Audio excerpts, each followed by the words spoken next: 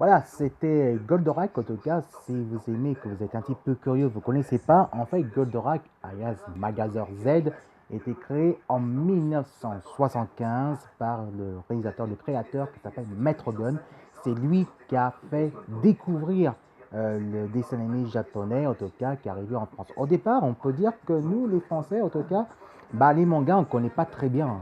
Donc, nous, on avait Chopi Chapeau, on avait La Ménage Enchantée, on avait la Noiraude, il y avait tout le reste des dessins animés. On avait les livres des enfants avec Casimir justement. Mais à la fin des années 70, on peut dire 77, 62, 77, 78, et ben les Japonais, ben en tout cas, nous a fait découvrir, mais pas pas la part de laquelle, une journaliste de la jeunesse qui s'appelle Dorothée, avec Jackie, Corbet, Ariane, Patrick Simpson Jones et Cabu, notre ami Cabu, Je suis Charlie, en tout cas, c'est lui le meilleur dessinateur où il a dessiné le nez de Dorothée, que lui, il a dessiné justement le côté de qui a été un dessinateur de pilote. Et bien sûr, en tout cas, que je suis Charlie. Donc, c'était notre dessinateur à nous. Et moi, j'ai grandi avec. Et c'est pour ça que je suis devenu journaliste bénévole grâce à ça. Euh, voilà, donc en fait, eux, ils ont été allés au Japon et ils n'ont jamais vu ça, évidemment, que les dessins animés japonais qui étaient différemment des dessins animés chez nous en France, qu'on avait des séries des années 60 en noir et blanc qui rien font, tan, tan, tan, tan, tan, tan. Ça, c'était n'importe quoi, qu'on peut dire.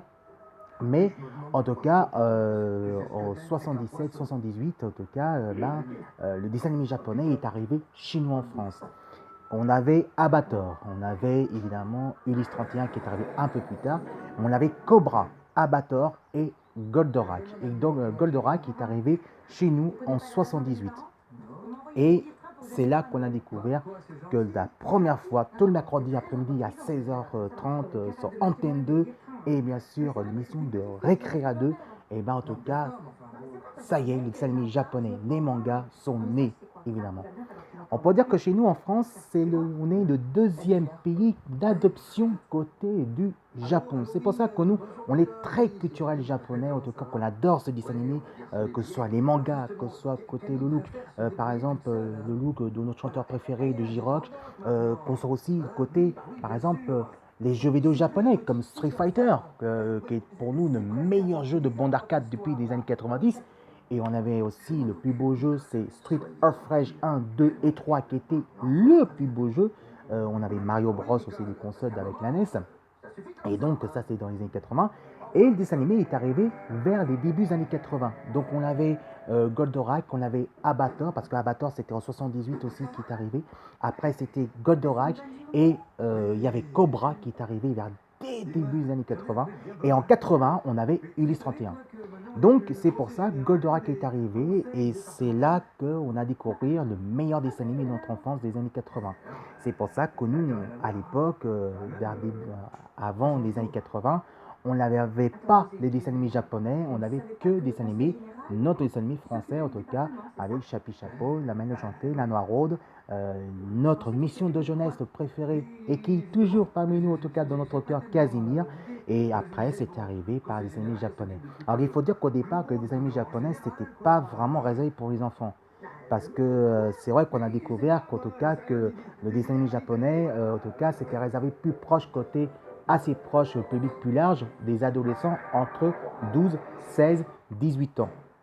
Donc, c'est pour ça qu'il faut aussi comprendre, c'est que entre en France et bien sûr au Japon, on a au moins moins 8 heures décalage parce que chez eux, évidemment, c'est l'après-midi et pour les grands, c'est bien sûr à 23h, 22h, 23h45. 23h45. Chez nous, c'est directement entre 18h et 19h. Donc c'est pour ça que au départ, c'était pas contrôlé. Heureusement que grâce à Game One et grâce à J1, nous a fait découvrir et grâce à la chaîne de manga, maintenant ça a beaucoup changé parce qu'avant c'est vrai que ça fait beaucoup polémique, c'était trop violent pour les enfants et c'est vrai que les mangas c'est pas pour les enfants, c'était plus proche côté des adolescents.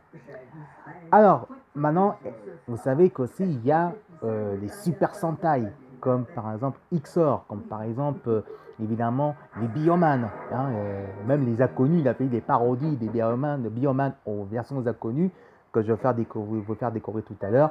Vous allez voir, c'est super marrant, c'est super drôle. Mais savez-vous qu'en 1999, on a notre Bioman à la française, et pas par laquelle c'est par Alex Pilote, qui était le meilleur réalisateur évidemment de séries web, mais aussi qui est réalisateur de la chaîne de No Live. Et bien savez-vous que évidemment en 99, c'était par un début de création des séries web avant bien sûr le Visiteur du Futur et plein d'autres, et ben c'était France Faille qui était un des débuts création des séries web. Malheureusement, il y a eu 6 épisodes parce que c'est vrai qu'au début, c'était la première fois qu'on a découvert les séries web.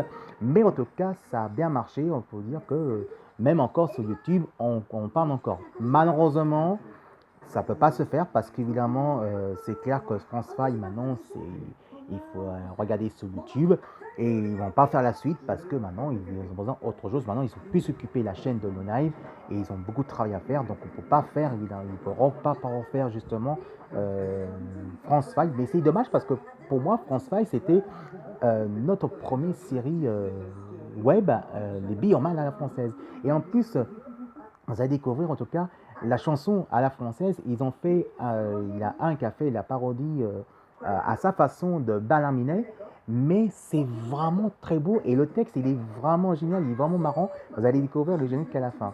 Alors il faut dire que dans les studios de bien sûr de France 5, au départ c'était très difficile parce que l'endroit qu'ils ont tourné, eh ben, c'était pas évident. Le seul, la scène 2 que vous allez voir, l'épisode 2, c'est évidemment, c'est à propos de la balle de danser, justement le disque jockey de la danse. Le tournage était tourné dans le studio de Game One et c'était très petit, il faisait trop chaud. Alors voici vous allez découvrir maintenant France 5, l'épisode 1, l'épisode 2.